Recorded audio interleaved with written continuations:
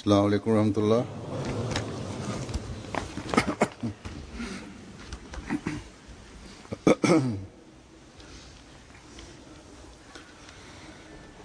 अशहदु अल्ला इलाहा इल्लल्लाह वहदहु ला शरीका लहु वअशहदु अन्ना मुहम्मदन अब्दुहु व रसूलुहु अम्मा बादु फ़अऊज़ु बिल्लाहि मिनश शैतानिर रजीम बिस्मिल्लाहिर रहमानिर रहीम अल्हम्दुलिल्लाहि रब्बिल आलमीन अर्रहमानिर रहीम मालिकि यौमिद्दीन इय्याका नअबुदु व इय्याका नस्तईन اهدنا الصراط المستقيم صراط الذين أنعمت عليهم غير المغضوب عليهم ولا الضالين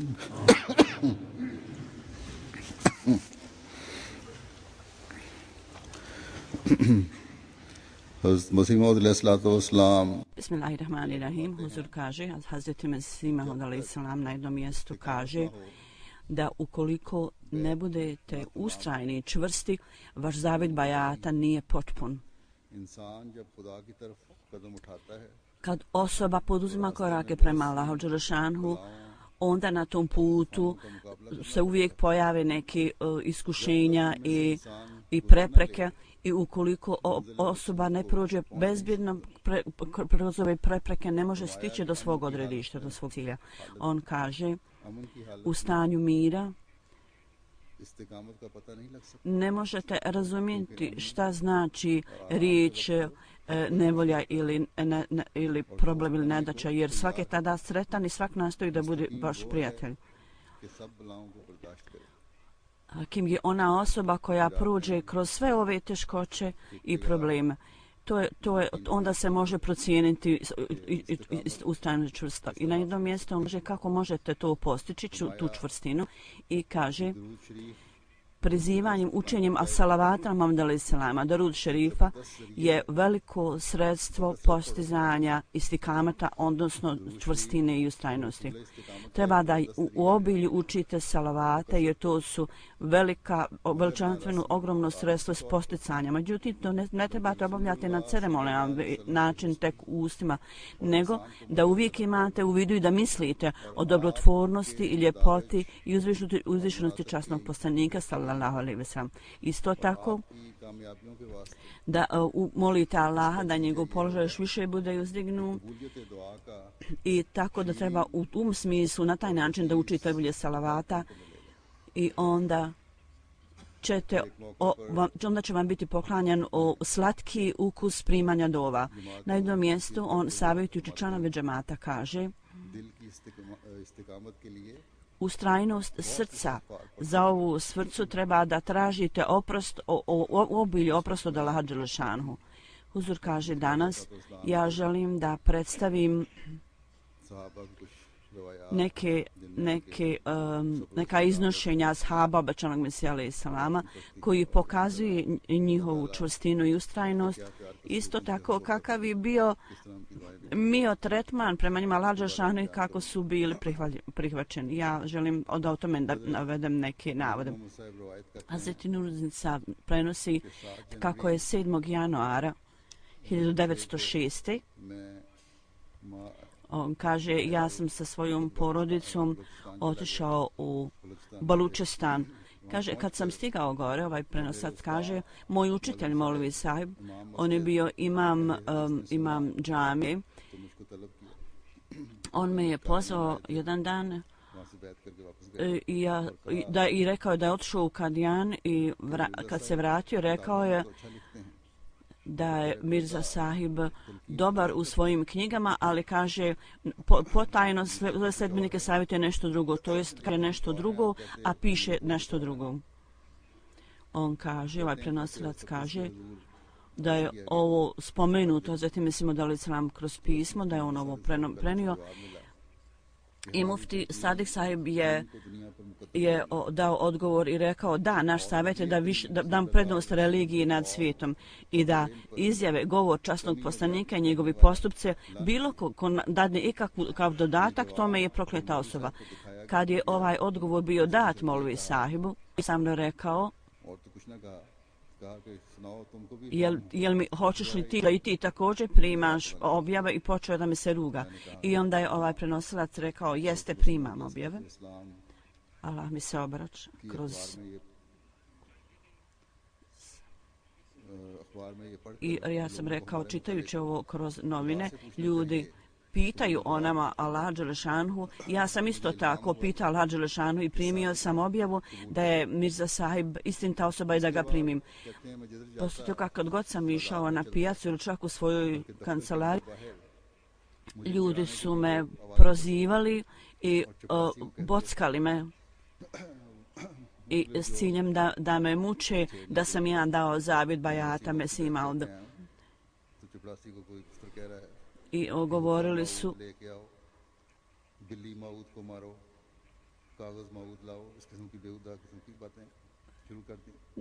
navodili su neke navode, upotrebljavali su vrlo ružan jezik. I ovaj prenosilac kaže, ja sam molio Allaha i zbog blagoslova običajno se alejhi salama molio sam Allaha da zbog toga primi moje dove. Ja sam svaki dan pisao pisma Hazreti Mesih Maud alejhi salamu. Jedna od mojih dova je bila da zbog blagoslova obećanog Mesije da budem premješten s ovog mjesta, da Allah dane da me premjesti s ovog mjesta, jer moj nadređeni je bio jako puno oštar protivnik Ahmedijata. Zato sam ja molio Allaha da Allah dane da budem premješten iz ove službe i da također bude premještaj uz moje unapređenje. Poslije samo 3 dana ja sam bio poslan negdje drugo i tamo sam bio premješten. I kad sam uvidio da sam sam tamo Ahmedi, ja sam svaki dan slao dopisnicu obećanom Mesiju alejhi selam da Allah Đelešanu svojom milošću mi pomogne. Za jednu godinu bilo je 12 Ahmedi muslimana koji su primili Ahmedijat, tako da Allah Đelešanu otvorio vrata objave meni da sam ja svako večer dobivao jednu ili drugu objavu. Allah mi se javlja, Allah mi se obraćao. U ovom registru napišan, još je nešto napisano, međutim nastavlja se prenos da je bio Šadikan, jedan isto mesar koji je također primio Ahmedijat, u ovom istom znači navodu, koji je bio vođa Beluč ljudi. Kad je on saznao ovome da je Šadi Han postao Ahmedi, on je rekao da ljudi trebaju baciti meso koje su kupili iz njegove radnje pošto je primio Ahmedijat. I mnogi ljudi su tako uradili. I jedan bio je slučaj predan na sud i poslije ovog predanog suda, kad smo to predali na sud, ja sam vidio, ovaj čovjek kaže, ja sam vidio da je Šahova kuća, da će Sadi Šahova kuća biti spašena. I bila je 36 članova porodice i da su svi otišli tamo u Šadi Sahovu kuću i da su čekali rezultat i da je, ja sam, Šadi Sahib je vidio san također da je bio pozvan na sud i da je tamo neko bio sa velikim odlikovanjima i nekim da sjedi na prestolju i Evlija je sjedio sa njima.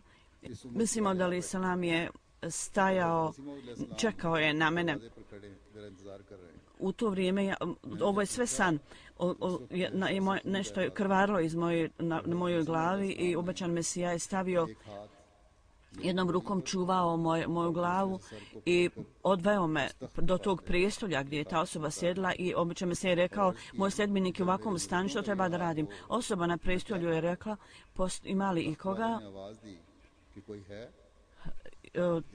Tu je bio jedan veliki general sa medaljama i njemu je naređeno da ide sa Šadihan.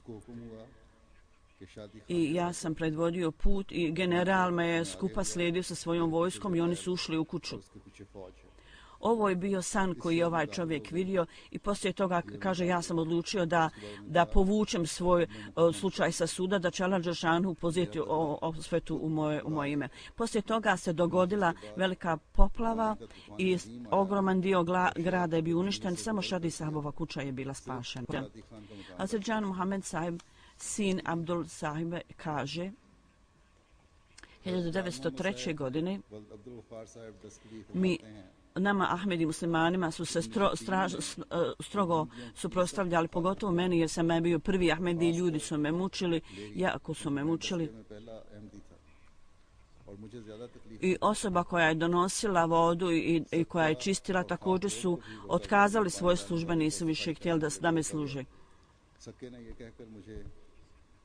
Čovjek koji je donosio vodu rekao je ljudima da ako prestane da čisti tafsida, i onda su mu ljudi savjetili da mi više ne služi vod. Onda su rekli također ovom čistaču koji me je služio, kaže ovaj prenosilac,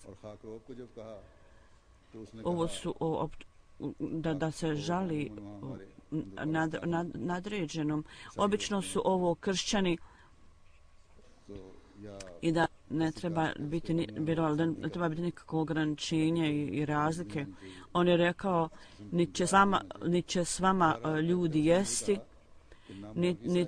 i rekli su ljudima da ne sjede sa mnom za jelom. Ako budete jeli sa Ahmedi muslimanima, to prekršćete u smislu svoju vjeru, ili tako? Ako ste spremni jesti s nama hranu, onda ćemo napustiti Molvi Sahiba.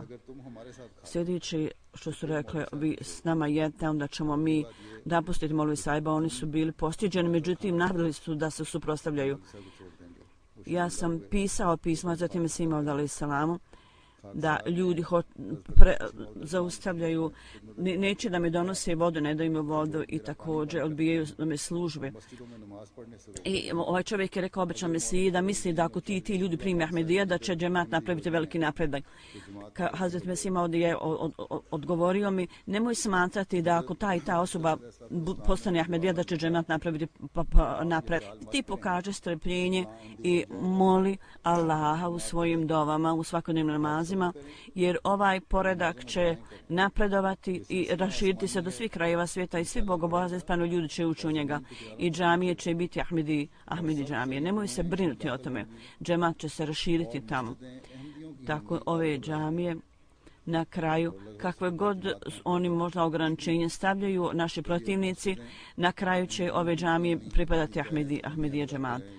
Oveći prenosilac kaže da Hazret Mesih Maud Ali umro, ja sam bio tamo i Ahmedi protivnici su u svom uzbuđenju gledali na cijelu ovu situaciju. Ja sam stajao u vratima, neko je počeo da plaća, Hazret Kalifatul Mesih prvi, Nurdin Sahib je rekao, moja vjera je kao što je bila i prije i staje. Hazret Mesih Maud Ali je obavio svoj posao i ovo je vrijeme, treba da pokažemo strpljenje i ustrajnu čistinu, a ne da jecamo i plačemo. To je još jedan navod Feridin Sahiba, sina Muslim Sahiba. On kaže, moj otac, čije ime bio Molvar Deta, on je bio sljedbenik Muhammed Batalvija. U to vrijeme kad je Molvi Batalvi napisao magazin Išatu Sunat i on je to čitao, i onda je pitao ko je ova osoba o kojoj se ovako pisao, pitao je Batalvi Sahiba. I pitao sam gdje živi, ja želim da odem i da vidim tu osobu o kojoj ste ovako pisao. To je bilo prije nego što je Muhammed Batalvi se okrenuo protiv obećanog Mesije. Onda je ovaj čovjek otišao u Kadijan i kad je vidio obećanog Mesije, obećani Mesija je ležao i neko masirao moje tijelo Kad je pogledao ovaj čovjek na licu obećanog Mesija alejhi selama, rekao je uzur, opis koji je napisan u hadisu o Mesijima, u obećanom Mesiji, Mehdiju, odgovara tebi. Ovo je bilo prije nego što obećani Mesija počeo uzimati zavid bajata. Obećani Mesija alejhi selam je na ovo šutio jer ovaj čovjek rekao ja želim da dadim zavid bajata. Sveti Mesija alejhi selam je rekao meni nije do sada naređeno da uzimam zavid bajata. Ovo pokazuje da ono što god je obećan Mesija trebao postati, on je to postao, ali je čekao na naredbu Allahu. On je rekao onda je moj učitelj bio ispunjen ljubavlju prema obećanom Mesiji alejhi selam. On se vratio i vratio se natrag jer ovaj prenosioc govori o svom učitelju.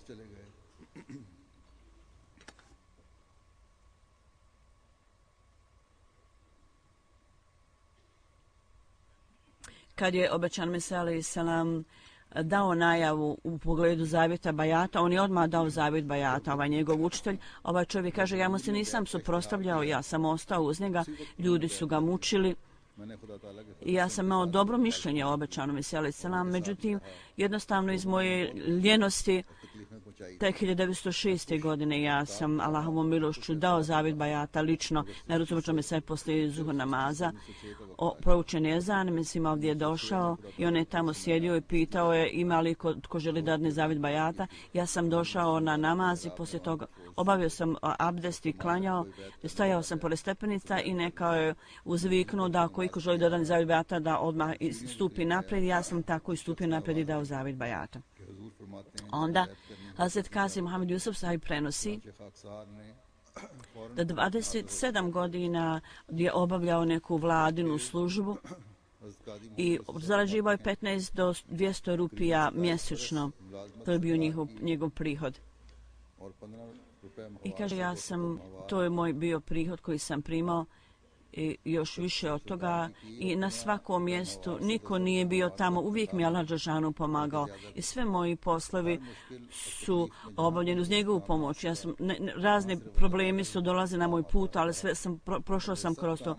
Protivnici su radili svoj posao i moj narod je učinio meni isto kao što su braća Hazreti Jusufa učinila prema njemu. Međutim, Allah dželešanu je učinio da svaka ljubomorna osoba bude bez uspjeha, bude bezuspješna. I Allah dželešanu je primila moje dove. Allah dželešanu je primio moje dove.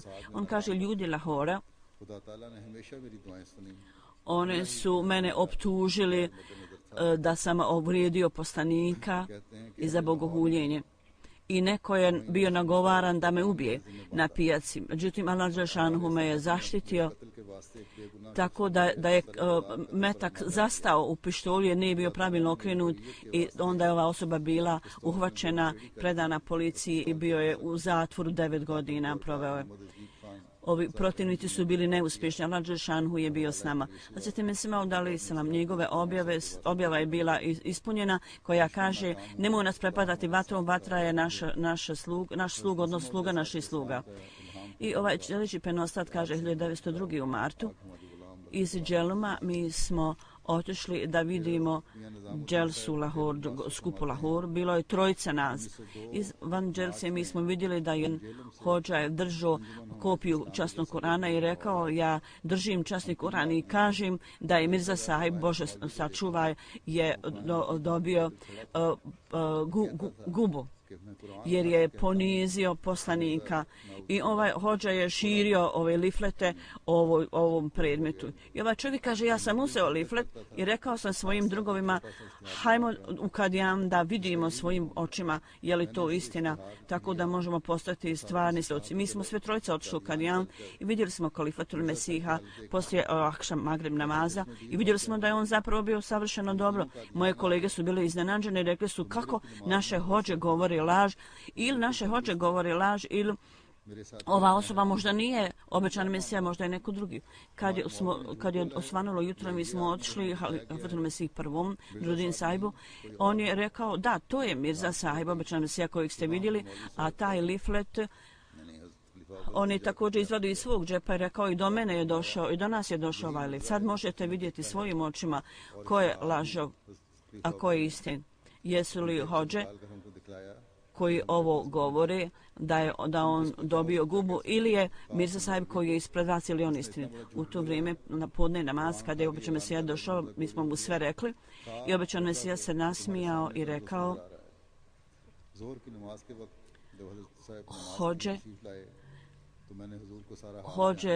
Hođe misle da je laž odobriva u suprotstavljanju meni. U hadisu dosta poslanik rekao da će u moje vrijeme hođe biti najgora stvorenja. I ja sam rekao Kalifatul Mesihu da obećan Mesiji da želim da dam bajata i mi ne možemo podnijeti ovolike laži, mi odmah želimo da damo zaljubata tebi. Obećan Mesija je rekao: nemojte žuriti, vi niste još saslušali naše tvrdnje, ostanite ovdje nekoliko dana i slušajte ono što mi govorimo. Vjerujemo, ako budete zadovoljni, onda dadite zavjet bajata. Nemojte da date zavjet bajata onda kad budete slušali neke optužbe hođa, da se onda okrenete, onda ćete biti griješni. Ako dadnete zavjet bajata, onda se okrenete i bit ćete jako griješni. Zbog toga, prije toga, ostanite ovdje u našem društvu barem jednu sedmicu. I tako da su oni ostali i mi smo šutili, slušali smo. Poslije obećan Mesija je poslije namaza otišao unutra. Poslije nekog vremena je rekao,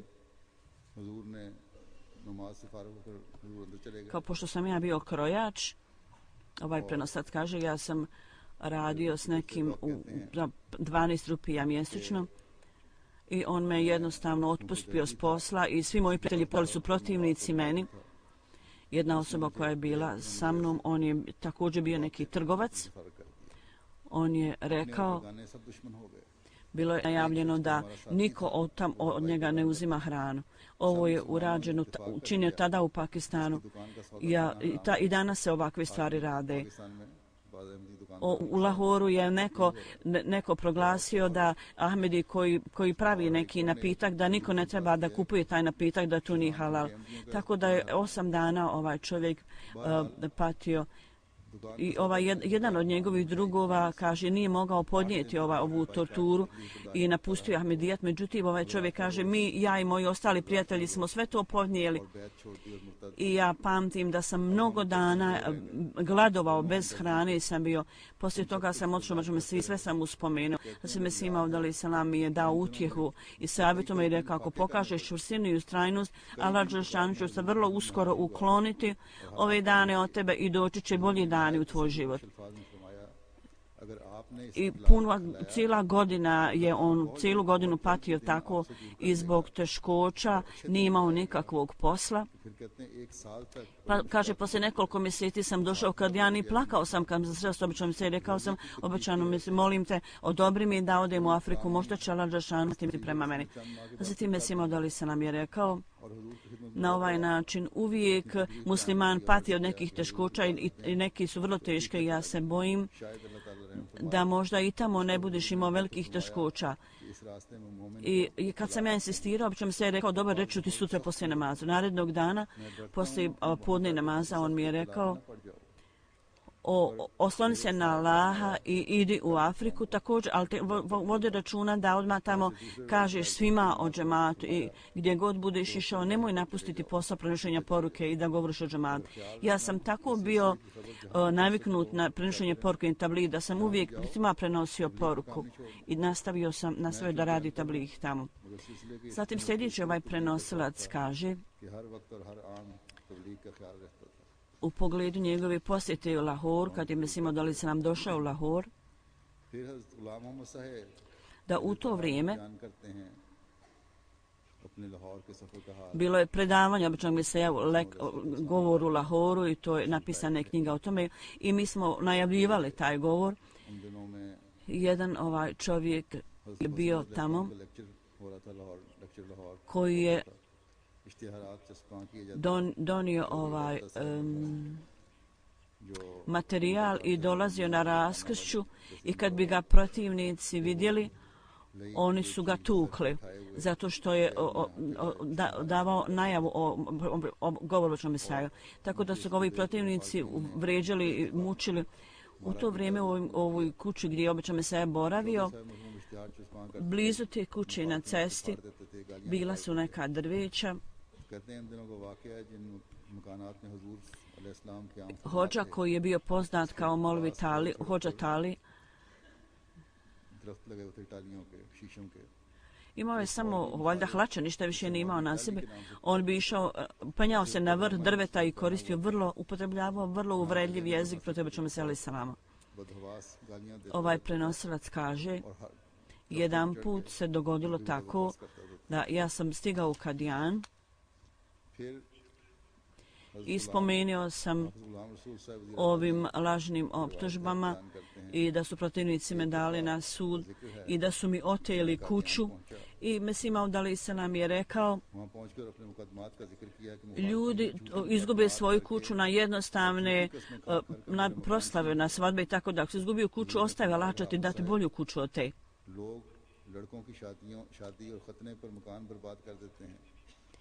I zaklinjući se Allahom, kad sam slušao ovome, bio sam potpuno uvjeren u to i siguran u to, kad sam izišao od obećanog Mesije i u jednim strofe na perzijskom on kaže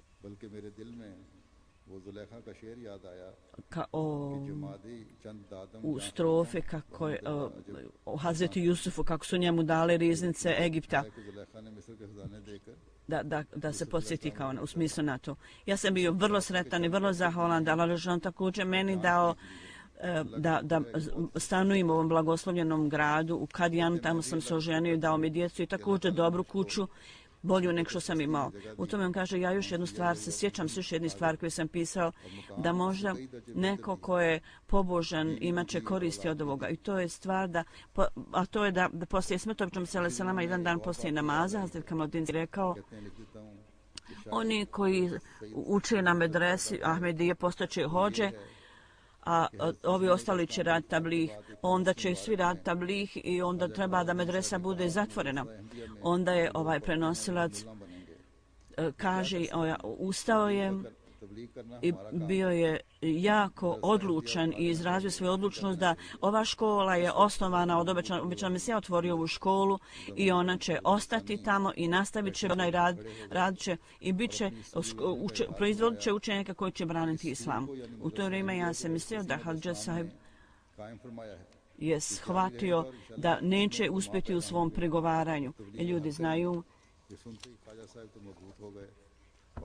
da učenici iz ove škole prenose poruku širom svijeta. Hazret Vesib sahib kao novi musliman kaže da je Hazret Šejh sahib jako vodio računa o religijskim stvarima, časti religije. On je vjerovao u uzvraćanje, imao je posebnu ljubav nakon da poduzimaju pozitivne korake, da se suprotstavlja protivnica, međutim kad ga ljudi vrijeđali on bi šutio. I savjetovao je u skladu sa savjetom Mesija alejhi selam da kad čujete uvredu, šutite, nemojte uzvraćati uvredom i budite strpljivi. Hazret Mija Zahur sahib prenosi, Hazret Mesih Maud alejhi selam je dao naš zavjet bajata i otišao u svoju kuću. Kaže, mi smo ostali samo jedan dan prvi put u Kadijanu. Zato što je Abdul Gafur sahib, zbog njega mi smo se trebali vratiti, jer je on tamo imao nekog straha, nije želio da ljudi znaju o njima da su išli u Kadijan. Međutim, ovaj prenosac kaže, Allahovom milošću ja se nisam nikoga bojao. Koliko god dana da smo boravili, meni nije bilo strah. Prvi put kad smo sjeli Mesih Maud alejhi selam, ja i dalje osjećam, žao mi je što smo se tako brzo vratili. Kad moji prijatelji i familija saznali da sam Ahmedi, oni su zaustavili moje, nisu mi dali da uzimam vodu i bojkotovali su me i ljudi su mi se oštro suprotstavljali i ljudi su prestali dolaziti u našu kuću i mnogo dana smo patili od gladi. Međutim, Allahovom milošću meni je Allah dao čvrstinu i ustrajnost.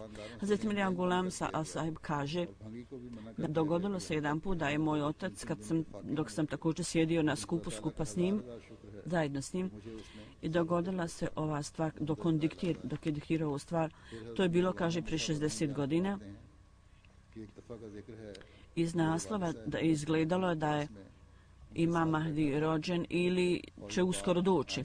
I kad god dođe, moj otac je rekao, to je moj otac govori, kad god dođe treba da ga prihvatiš. Jer jer njegovo negiranje izaziva razaranje, uništenje na ovom svijetu. I on je savjetovao sve prisutne ljude o tome i rekao je, ako ja dobijem tu priliku, ja ću prvi vjerovati u njega. Međutim, Allahov plan je bio da je ovaj prenosac kaže da je moj otac umro prije nego što obećan Mesija iznio svoju tvrdnju da je obećan Mesija. Međutim, poslije toga, kad je obećan Mesija dao tvrdnju da je Mesija moj bratić ili rođak je primio Ahmedijat i ja sam rekao mu da obećan Mesija treba da bude iz porodice Sejd, ugledne neke visoke porodice. I ja sam rekao, Mirza Sahiba, ovaj moj sestrić je rekao, ako ti ne dadneš zavid bajata u ovo vrijeme, sada, osjećat ćeš žalit ćeš kasnije. I poslije toga ovaj moj rođak je otišao u Kadijan, ja sam mislio, ako je on u pravu, ja ću izgubiti veliku priliku da ne danim zavid bajata. Ja sam onda poslije toga otišao Hazreti Kalifatul Mesihu i jedan ashab me je predstavio obećan Mesiji. Kad sam ja otišao tamo, Kalifatul Mesih je bio u Mesdžidu Mubarek i govorio je sa Sadik sahibom. Džamija je bila jako mala u to vrijeme. U jednom redu je samo bilo 6 ljudi koji su stajali. Ja sam sjeo blizu Mesima ovda i masirao sam njegova stopala i ja sam rekao da sam čuo od uleme da Imam Mahdi treba da bude iz Jemena, pravno napisano, i da će se spustiti na minaret i da će se Isa alejselam spustiti na minaret i Hazreti Mehdi treba da bude iz potomstva Seida, da ćemo ga. Međutim, rekao sam o čemu se ti si rođen iz Mogul porodice, kako je moguće da si ti Imam Mahdi? Ako mi objasniš to, ja ću dati zavid bajata. U to vrijeme Imam alejselam je stavio svoju ruku na moja leđa i pitao mufti sahiba i još jednog sahiba, rekao, objasnite ovom čovjeku. Molvi sahib je mene odveo u štampariju i objasnio mi je sve i mi smo tamo razgovarali i ja sam razumio cijeli predmet i rekao sam, odmah me odvedite da dam zavid bajata. To je bilo je vrijeme podne namaza. Ja zatim me Imam alejselam je rekao, još malo bolje razumem. Onda je od mene uzeo zavid bajata još jedna osoba iz Sitkal. Dakle.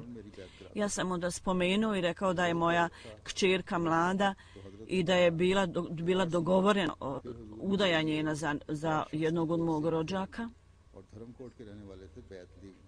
I da Hutor kaže, ovo će također riješiti problem koji često polju ljudi. Ovaj čovjek je rekao, ja sam bio dogovorio da je udam za nekog svorođa, međutim sad će to stvoriti problem ako mi smo Ahmedi muslimani. Obećan mi se je rekao,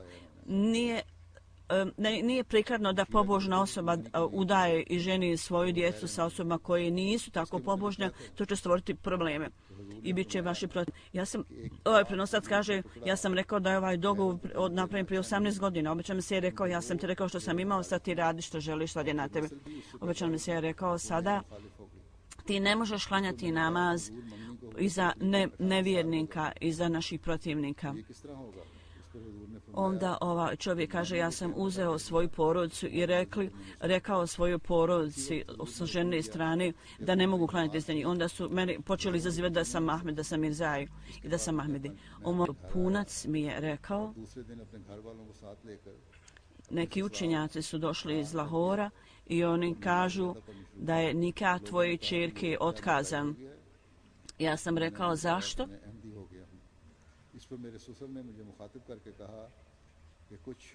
I bile su razne grupe među muslimanima i svi su vjerovali u časnog poslanika i oni su onda mene, braća moje supruge odveli su me u neku drugu kuću, oni su također tamo bili.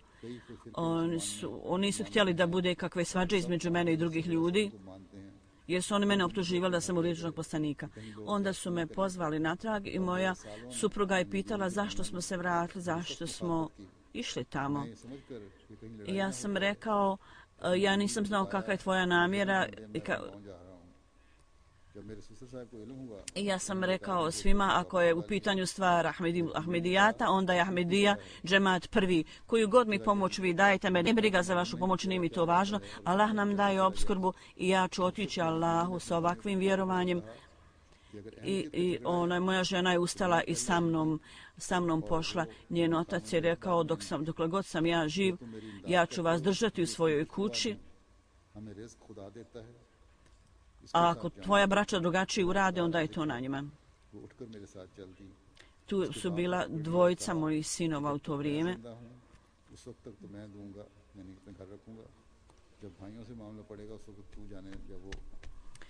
O toj djevojci o kojoj je Mesih dali sam rekao da ne treba da je uda ako nije Ahmedi. Kad ja sam onda poslije napravio aranžman da je udam za drugu osobu koja je bila Ahmedi musliman. Mislio sam da će neki teškoće doći sa te strane odakle smo bili dogovorili njenu udaju. Tako da sam napravio aranžman s Ahmedi porodicom da se mačerka uda za Ahmedi. I ljudi su počeli da govore da je Gulam Ahmedi izgubio vjeru i izazivali su tako i drugi Ahmedi su počeli da mi se rugaju i također da me muče i da me tuku. Također su me tukli. Nevib sahib kaže, moj najstariji sin, moj drugi prenosilac, moj najstariji sin Abdurrahman, koji je bio u 7. razredu, talimul sam u školi, on je umro u školi, tako mladi umro. Kad sam čuo da je bio bolestan, ja sam došao i Hazret Nuruddin sahib ga je liječio i dao mu je neke lijekove i rekao da mu dam sa hranom. Ja sam dao ove lijekove, međutim moj sin ipak umro, nije mu pomoglo. I narednog petka kad sam otišao u Kadijan, obećana Mesija je rekao i Navib Šab je prišao meni, obećana Mesija je tražio od nekoga da sjedne pored mene i ovaj Navib sahib je rekao ti si pokazao veliko strpljenje, čvrstinu i stavio je ruku na moja leđa i kaže mi smo jako učinili puno dova da ti Allah dadne bolju zamjenu za tvoje dijete koje si izgubio i kasnije ja sam kasnije imao dobre potomke. Huzur kaže ovo su neki primjeri o poštovanju prema časti religije koju su ovi ljudi pokazali. Huzur kaže koji su ashabi obično se pokazali. On kaže Hazret Mesih alejhi selam, njegova slava je bila tako uzvišena da svako ko se nadao da će ga poniziti nije bio spašen od kazne. Hodže iz Batala, jedan hodža iz Batala, bio je učitelj arapskog tamo i u jednom momentu u svojoj školi pred osobljem je rekao, upotrebljavao je vrlo ružan jezik, obećano me se, ja ovo nisam volio, nije mi se to dopalo. I da bi napravio prigovor, ja sam otišao direktor škole. Međutim, kad sam tamo došao, kad sam stigao na vrata, trenutno je došla mi na pamet, pala mi na pamet ideja da je ovaj direktor kršćanin i zbog religije, zbog drugačije religije, on neće biti naklonjen meni. I drugi ljudi i tako da će sve pripisati meni, tako da sam ja stao i u to vrijeme moje srce je naklonjeno bilo dovi, ja sam molio Allah dželešanu, o Allahu, ovaj čovjek iako je upotrebljavao vrlo ponižavajuće riječi i uvredljivo protiv tvog miljenika, možda zbog neznanja i možda je zbog neznanja koristio ove riječi. I molio sam Allaha da možda ako sazna istinsku stvar da se možda pokaje. Ja sam molio Allaha da mu Allah pokaže neke znakove koji će mu dati neke pouke, koji će ga poučiti. Međutim, da ne bude nikakve kazne, da ga Allah ne kazni, da mu Allah dadne neku pouku, ali da ne bude kažnjen. Allah dželešanu je pokazao ovaj znak. Tako on je sanjao da dok je putovao na vozu, njegov sin je nekoliko puta pao iz krila majke, 2-3 puta, međutim put je bio spašen od povrede. Kad je ovaj čovjek spomenuo ovu stvar ljudima u pogledu tog događaja prije, ovaj prenosilac moj rekao, ja sam molio Allaha da ti pokaže neke znakove da budeš spašen od štete. To bi trebao biti znak za tebe, imaj poštovanje prema tim znakovima, Allah ti je pokazao te znakove i budi zahvalna što ti Allah pokazuje te znakove. Ovaj čovjek je međutim rekao, ne, to je samo slučajnost, ja ne vjerujem ni u kakve znakove.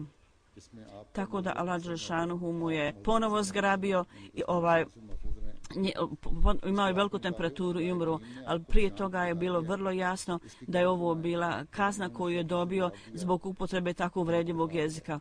Tako da je u vrlo kritičnom stanju mnogo puta mene pozvao i kad sam došao, on je rekao, sad ti podnesi moj prigovor Bogu, iako si rekao da ne podnosiš Bogu moj prigovor, ja sam sada shvatio da si ti u prava, da ja nisam.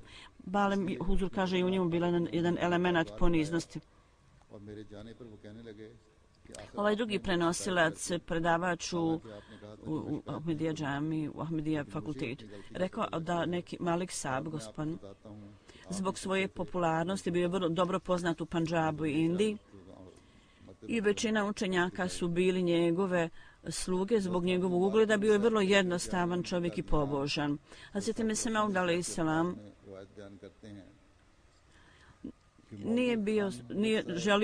nije mogao slušati nikakve loše riječi o njemu.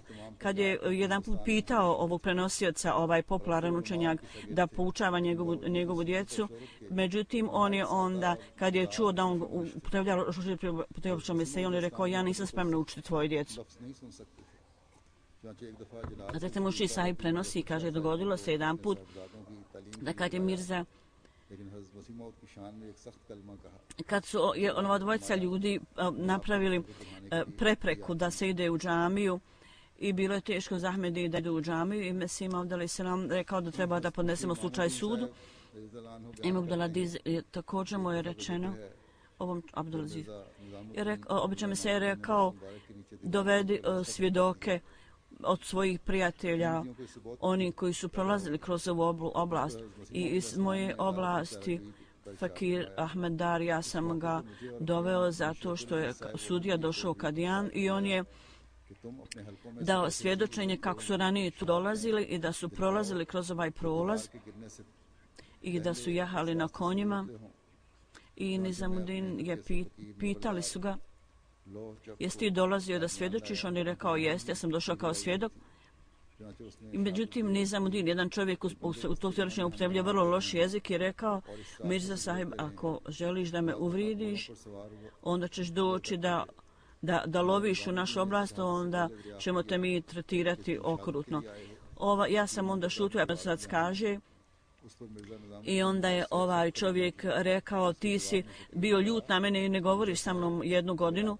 Tako da je poslije godinu dana, ja sam, ovaj prenosilac kaže, sjedio, ovaj čovjek došao, zašto si ti ljut na mene, zašto ne razgovaraš sa mnom 1 godinu dana? Ja sam mu rekao, ako ja budem govorio s tobom, ti upotrebljavaš uvredljiv, loš jezik protiv moga učitelja, ja ću biti jako povrijeđen. Onda je ovaj čovjek rekao, ja ga smatram pobožnim čovjekom i mi smo imali zbog njega jako puno koristi. Ja sam prodao hranu iz bašće za 1000 nekih para. I on je rekao, ja sam dobio jako mnogo para kao što ljudi u Britaniji dobiju. Onda ovaj prenosilac rekao, ako je to tvoja tvrdnja sada, ja to prihvatam. I ovaj prenosilac kaže, Mohamed Hussein Batalvi, Hazret Nuruddin Sahib kaže, Mohamed Batalvi je prije nego što je postao protivnik Ahmedijata, ja sam u džamiji klanjao i on je klanjao. Kad je Mohamed Batalvi vidio na mene, on je mislio da sam ja klanjao iza njega i bio je jako zadovoljan i rekao Nuruddin Sahibu, što sam ja klanjao. Nuruddin Sahib je rekao, ti misliš kogod klanja da klanja iza tebe. Ne, ja sam klanjao svoj vlastiti namaz na svoj način. Ja čak i ne pomišljam da ne Ahmedi treba da klanja za mnom, a nekamo da ja klanjam iza ne Ahmedi. kako ja kao mogu da molim Allaha da oprosti meni i da molim Allaha da oprosti i Ahmediju koji klanjaju iza mene, koji odbijaju osobu koju je Allah poslao. Huzur kaže ovo je dobar događaj i vrlo poučan događaj. I Nuruddin sahib se pozvao na riječi Kur'ana koji kažu da poslanici i vjernici ne treba da traže oprosta za nevjernike, čak i ako su njihova rodbina, njihovi bližnji. I rekao me za tvoje vjerovanje nije kao vjerovanje oni koji stavljaju partnere sa Allah i nadalje kao imam nema govora uopšte da bi ja klanjao iza Ahmedi, čak ne želim mi da ne Ahmedi klanjaju iza mene. I kad sam ovo spomenuo Hazreti Mesih Maud alejhi selam, on se jednostavno na to nasmijao. Muhammed Nazir sahib Faruki prenosi da postoje nekoliko godina 1908. u njegovom selu i u komšiluku Hakim sahib je bio Hakim Nawab sahib Faruki. Protiv njega je postala vrlo oštra opozicija i određene teškoće su bile tu. Vrlo je teško opisati sve to i on kaže on prenosi da pored svih ovih muka on je bio vrlo čvrst da prođe kroz sve te muke. On nije žrtvovao svoju čast i ugled. I Allah Đelšanhu je također finansijski popravio njegovo stanje. On je uvijek bio zahvalan Allah Đelšanhu za to. Hazreti Šejh Zainul Abidin sahib radi Allahu anhu prenosi i kaže ja sam bio vrlo mladić i došao sam u Kadijan kao mlad i Huzur kaže Zainul Abidin i običan Mesija je pitao je li napravio nekakav ugovor za tvoju ženidbu. Mladić je rekao bio je napravljen, ali zato sam i Ahmed i oni su to prekinuli. Običan Mesija je rekao ti još nisi dao zavid bajata. Zašto je taj ugovor prekinut? Ovaj mladić je rekao ljudi su tražili od mene da Mirza sahiba zovem kafirom i ja to ne mogu raditi. Čak i ako mi vi dadnete 10 kćerki umjesto jedne, ja neću prihvatiti da to kažem. Običan Mesija je rekao nešto, Allah će tebe dati još bolje. Huzur kaže da Allah Đelešanu uzdigne položaj svih ovih ashaba običan Mesije i da njihovi potomci također budu blagoslovljeni odlikom ustrajnosti, čvrstine i strpljenja. I da njihov odnos s Ahmedijatom i halifatom bude vrlo snažan i trajan. Danas namaza Huzur kaže ja ću klanjati 2 dženaze. Jedna dženaza je za mrtvu koji je ovdje. To je Amatul Hafiz sahiba, supruga Šemsullah Khan sahiba u Rahmetli. Prije nekog vremena kratkog ona je došla ovdje, da ovdje živi i oni su dobili odobrenje da ovdje živi. Međutim, 8. aprila ona je umrla sa 81 godinom starosti. Inna lillahi wa inna ilaihi rađun. Dugo vremena ona je bila predsjednik leđne u Kuwaita, u Indoneziji, ja mislim. I tamo onda je došla u Lahoru i bila je predsjednik u toj oblasti i vrlo je bila naklonjena širenju poruke tablih. Došla je ovdje poslije toga i čak i ovim godinama ona je nastavila da nauči neke riječi na engleskom tako da bi mogla prenositi poruku. Bila je vrlo pobožna, redovna u namazima i u ibadetu i u dobrovoljnim namazima. Bilo je vrlo naklonjena da služi čovječanstvu, vrlo predana osoba. Vodila je brigu o siromašnim ljudima. Imala je vrlo čvrstu, snažnu vezu sa halifatom i bila je vrlo odana osoba. Vodila je brigu o odgoju svoje djece i uvijek učila ih da budu vezani sa hilafatom i upravom džemata. Ona je bila musi da je posvetila jednost miru i metka džemata. Njena vezanost sa džematom je bila primjerena za mnoge. Ona ima 4 sina i 3 kćerke ostavila iza sebe. Dr. Mujibullah Khan sahib, koji je Zemi Ala u Londonu, ona je bila najstarija njegova sestra. Allahovom milošću, zbog njihovog odgoja, njihovi potomci su vrlo dobri primjeri u džematu, da Allah im pomogne i da i dalje uzdigne njihov položaj u džennetu. zbog ove pobožne prirode i njenog ponašanja, da njena duša, da njena duša bude zadovoljna i da to bude blagoslov za njene potomke. Ja ću njenu dženazu klanjati poslije džume namaza. Vi se ovdje poredajte, a ja ću izići napolje ću prevoditi dženazu. Druga dženaza je Sejid Mohamed, sin Mohamed Afzul sahiba.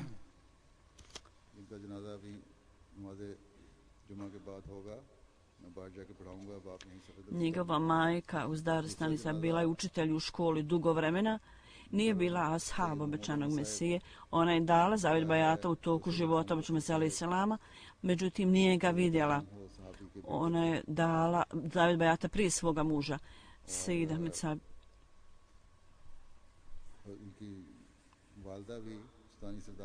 On je bio brat Mirza Sahiba. Sad Huzur govori o vezanosti, o familiji ovog umrlog čovjeka koji je bio s kim u vezi. Jedan od njegovih sinova Munaver Ahmed Sahib. Njegov zet Mirza Sahiba, Dr. Sejid Muzafer Sahib je jedan od njegovih isto rodbine. On jedan je u Americi, ima također još drugu djecu. Da Allah Đelešanu uzdigne položaj ovih umrlih duša i dadne im oprost i također da Allah osposobi njihovu djecu da budu vezani za džemat i da im dadne potomke da budu vezani za džemat i da služe džemat. On je bio u džematu u Lahoru za odbranu. I vrlo je bio vrijedna osoba i on je konstruisao neku zgradu za džemat u Lahor, da Allah Đelešanu također uzdigne njegovu položaj i njegova dženaza u odsustvu također će biti uključena kad ja budem klanjao dženazu koju sam najavio.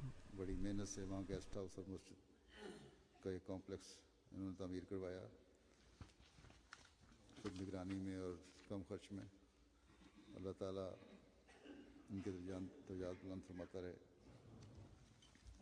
इनका जनाजा गायब है जो हाजिर जनाजे के साथ ही पढ़ा जाएगा।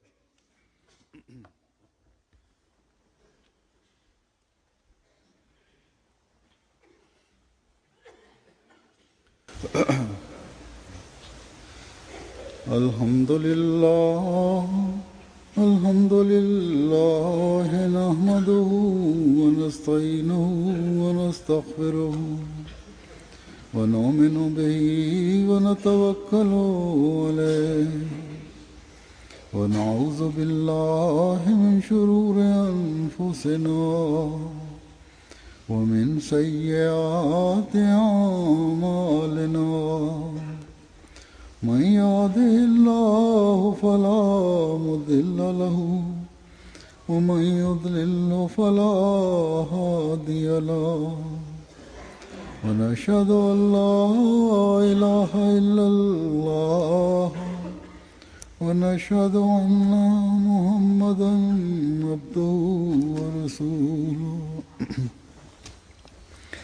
عباد الله رحمكم الله إن الله يأمر بالعدل والإحسان وإيتاء ذي القربى وينهى عن الفحشاء والمنكر والبغي يعظكم لعلكم تذكرون اذكروا الله يذكركم وادعوه يستجب لكم ولذكر الله أكبر